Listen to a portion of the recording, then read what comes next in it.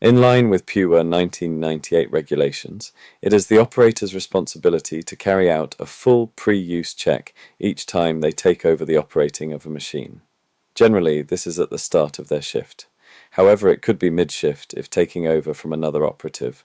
The machine should be parked in a safe state. Boom and blade both lowered, engine switched off and key removed, parked in a safe area away from other hazards, e.g. other plant movements.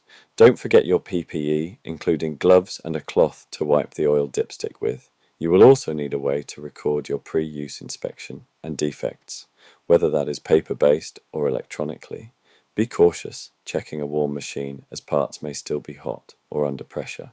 On approach to the machine, look for any obvious damage, e.g. anything broken, bent, damaged or missing. Also look underneath the machine for anything caught or tangled up, also signs of any fluid leaks. Once happy, we always recommend starting by checking the fluids. These may be in different locations depending on your machine. However, there will always be the following to check: engine oil, hydraulic oil, coolant, diesel and possibly AdBlue. Here we can see the location of the fuel filter, coolant header tank and engine oil dipstick. Report any fluids which are below the minimum level. Also have a general check of the engine compartment for loose, missing, worn hoses or cables. If possible, check the radiator and fan is clean and free of any debris. When checking a larger machine, you may have to climb onto the structure. Always use 3 points of contact, using the steps and handrails provided, checking them as you go. The hydraulic oil level may be checked either in a sight glass or sight tube. Check for level. Also check fuel tank cap is in place and there are no signs of leaks. The cab is an important part of the operator's safety, as it is the machine's FOPS, falling object protective structure, and ROPS, rollover protective structure. Check it for damage. On cab machines, check the doors and windows close correctly and that there is no damage to the glass. Also check any external mirrors. Where your machine is fitted with a dozer blade, check for damage, that all of the pivot pins are in place and grease where necessary. Refer to the machine's operator's manual for grease point locations and intervals. It is good practice to grease the bucket, dipper and boom daily. Next, check the rest of the arm assembly for missing pins or retaining bolts. Also for geometry, that it is nice and straight and not damaged or bent. Also that there are no visible cracks to the welds. Check hydraulic hoses and cylinders for signs of damage, fraying or leaks. Finally, check the bucket for holes. Check the cutting edge or teeth and check that it is secure. This is just a visual check. We will carry out a function test later.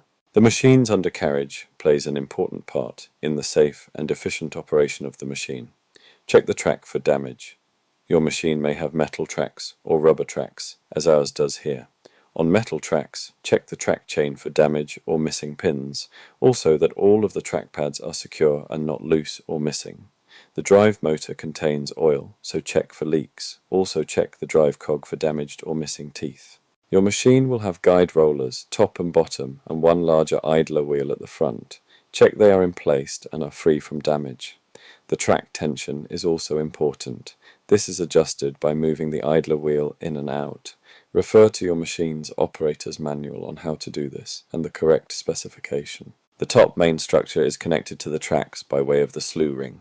Check this for security, any missing bolts, and again grease as necessary. Next, check the cab decals are in place and legible. If used for lifting operations, the machine will need a Lola certificate, so also check that this is in date. Check the cab handrails and footsteps, then enter the cab safely, using 3 points of contact. After checking and putting on your seatbelt, it is time to check the function of the controls. Start the engine on tick over and allow the machine to warm up on idle.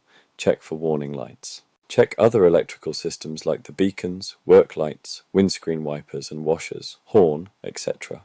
Also check the deadman isolator handle and its function. No hydraulics should work with it in the off position.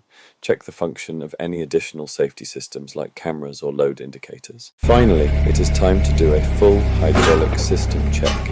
Check the operation of the dozer blade, both tracks forward and backwards, the boom, dipper and bucket. Also check the machine slew from left to right and right to left and of the boom rotation where fitted. Whilst doing your checks, move the bucket through a full cycle to ensure it is securely fitted. Record your checks, noting the machine hours and complete all relevant paperwork. However, that isn't the end. Continue to monitor your machine's condition throughout the working day. Look out for warning lights. Listen for unusual noises, feelings or vibrations coming from the machine. If anything happens, stop immediately and investigate the fault.